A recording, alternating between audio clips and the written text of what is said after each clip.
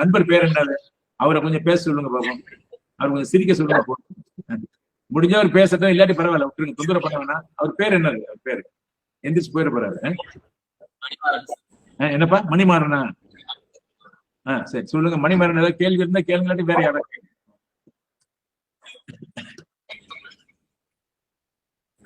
பாருங்க.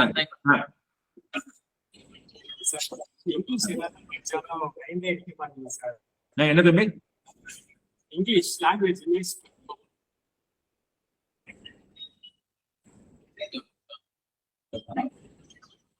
Sir, English language பார்க்கும்போது என்னதான் படிச்சாலும் நம்மகிட்ட நிக்க மாட்டேங்குது சார்.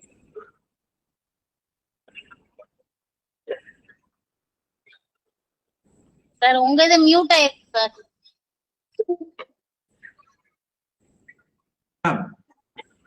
இப்ப கேக்குது சார். சாரி உடனே சொல்றதுதான் கரெக்ட். இப்ப இவருக்கு வந்து தமிழ் வந்து கஷ்டமா இருக்குன்னு சொல்றாரு.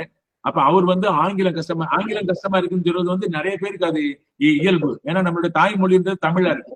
ஆங்கிலம் என்பது பாத்தீங்கன்னாக்கா நம்ம ஒரு மொழியை படிச்சுட்டு திருப்பி வந்து அதை வந்து நம்ம இங்கிலீஷ்லன்னு யோசிக்கிறப்ப அதனுடைய அந்த அடிப்படை தன்மைகள் எல்லாம் கொஞ்சம் வித்தியாசமா தான் இருக்கும். அதுல ஒண்ணும் அவர் சொல்ற மாதிரி அது ஒரு கஷ்டமான விஷயம் தான். அது வந்து பாத்தீங்கன்னா சின்ன வயசுலயே நம்ம வந்து ஒண்ணு சொல்லுவாங்க, ஏற்கனவே நம்ம புரிஞ்ச விஷயத்துல இருந்து மாத்தி யோசிக்கிறது இல்லாட்டி புதுசா ஒரு மொழியை கற்கிறதுன்றது அது ஏஜ் ஆக ஆக அது கஷ்டமா இருக்கும். ஆனா நம்ம வந்து ஆரம்பத்துல இருந்தே ஸ்கூல்ல படிக்கிறப்ப காலேஜ்ல படிக்கிறப்பே வந்து பாத்தீங்கன்னா என்னைய பொறுத்தளவுல நான் இங்கிலீஷ் வந்து பாத்தீங்கன்னாக்கா ஃபண்டமெண்டலா அந்த கிராமரு அதே மாதிரி சின்ன வயசுல இருந்து நம்ம வந்து அதை அடிப்படையா கரெக்டா படிக்கணும். தமிழ் வந்து நம்மள அறியாம பேச பழகிடுவோம். நம்ம வீட்டுல பேசுறோம், பையன்கிட்ட பேசுறோம், சமூகத்துல நடமாடுறோம், தமிழ் வந்துடும். எழுதுறது இந்த மாதிரி தப்பு இல்லாம பண்றது அது மாதிரிதான் நமக்கு தேவை. அதுல வந்து ஒரு வல்லமையை வளர்த்துக்கிறது தான் தமிழ்ல வந்து சிரமம். ஆனா ஆங்கிலத்தை பொறுத்தவரை எல்லாத்தையும் நம்ம தெரிஞ்சாகணும். கிராமர்னா என்னன்னு தெரியணும். நிறைய பேருக்கு அந்த பயமே இருக்கும். ஏன்னா நம்ம வந்து பேசுறப்ப தப்பா இருக்குமோ அப்படின்றது ஒரு யதார்த்தமான விஷயம். நிறைய பேருக்கு அந்த மாதிரி ஒரு சிரமங்கள் இருக்கதான் செய்யும். அவர் சகோதரர் பேர் என்னது? அவர் பேரு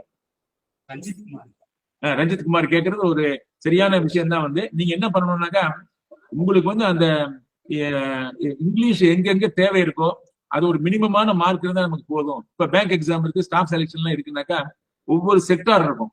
அது மாதிரி numerical ability, test of reasoning, English அப்படின்னு இருக்கும் பாருங்க.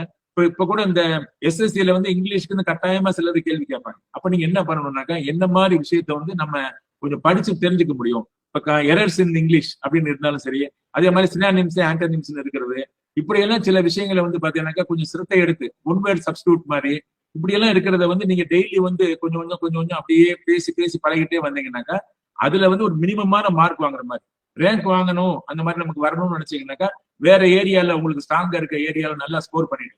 இப்ப நான் உங்களை மாதிரி இருக்கிறப்ப நான் எம்பிஏ படிக்கிறப்ப பாத்தீங்கன்னாக்கா எனக்கு மேத்ஸ் வரவே வராது. மேத்ஸ் ஸ்டாட்டிஸ்டிக்ஸ் எல்லாம் சரியா வராது. அப்ப நான் என்ன பண்ணுவேன், அதுல வந்து பாஸ் மார்க் வாங்கினா போதும், அந்த அளவுக்கு எப்படி சேஃபா திருப்பி நமக்கு தெரிஞ்சதை பண்ணணும்னு பார்த்து அதை மட்டும் திருப்பி பிராக்டிஸ் பண்ணிட்டு மீதி பாடங்கள்ல தான் நிறைய நான் மார்க் வாங்கி காம்பன்சேட் பண்ணுவேன். சோ அது மாதிரி போட்டித் தேர்வுல கூட நமக்கு சில விஷயங்கள்ல வந்து ரொம்ப வராம இருந்தாக்கா அதுல ரொம்ப பெரிய திறமை தேவைன்னு கிடையாது. ஆனா நம்ம கொஞ்சம் படிச்சோம்னா முடியும். அது மாதிரி என்னென்ன ஏரியால இங்கிலீஷ்ல உங்களுக்கு ஈஸியா இது பண்ணிக்கிற முடியும். இப்ப காம்ப்ரிஹென்ஷன் இருக்கு, கேள்விக்கு பதில் அப்படின்றது, அது மாதிரிலாம் ஒரு முயற்சி பண்ணீங்கன்னாக்கா கொஞ்சம் கொஞ்சம் ஒரு எஃபிஷியன்சி வரும். எல்லாமே ஒரு ஏன்னா எதுக்கு வந்து அப்படி வச்சிருக்காங்கன்னாக்கா இப்ப பாருங்க, நான் ஏற்கனவே சொன்னேன் ஒரு ரோஜர் பேனிஸ்டர்னு ஒருத்தர் சொன்னேன். அவர் வந்து 1 மைல் தூரத்தை வந்து இவ்வளவு இதுக்குள்ள கடந்தாருன்னு சொன்னேன். அதே மாதிரி இந்த இங்கிலீஷ் பரீட்சையில உங்களை மாதிரி நம்ம மாதிரி தமிழ்நாட்டில் இருக்கக்கூடிய ஆவரேஜ் குடும்பத்துல இருந்து ஸ்கூல்ல படிச்சு காலேஜ்ல படிச்சவங்க தான் ஜெயிச்சு வர்றாங்கன்னாக்கா நம்மளால ஏன் முடியாது அப்படின்னு நீங்க கேட்கணும். முதல்ல இதுல முடியாத ஒரு விஷயத்த உங்களை பண்ண சொல்லணும். ஒரு பரீட்சைன்னு வச்சாங்கன்னாக்கா அந்த பரீட்சைக்குன்னு ஒரு தகுதி வச்சிருப்பாங்க. அந்த தகுதி யாருனாலையும் முடியும் அப்படின்னு இருந்தா தான் அது வைப்பாங்க. அதனால முதல்ல என்ன பண்ணணும்னா நீங்க அந்த தகுதியை நான் தான் வளர்த்துக்கணும் அப்படின்னு ஒரு நம்பிக்கையை கொண்டு வாங்க. இங்கிலீஷ்லும் கொஞ்சம் வந்து அது ரொம்ப பெரிய ஷேக்ஸ்பியரா மாறணும், மில்டனா மாறணும், பைரனா மாறணும், வேர்ட்ஸ்வர்த்தா மாறணும்ன்றதெல்லாம் கிடையாது. சும்மா சாதாரணமா நம்ம வந்து ஒரு ஆங்கிலத்தை வந்து ஒரு கருவியா பயன்படுத்தி போல்வால்ட் கம்பு மாதிரி அதை ஊனி அந்த பக்கம் தாண்டிருங்க, ஜெயிச்சிருங்க. அப்புறமேல இங்கிலீஷ் மறந்துருங்க. வேணாம் அந்த மாதிரி ட்ரை பண்ணுங்க. சரி, வேற யாரு?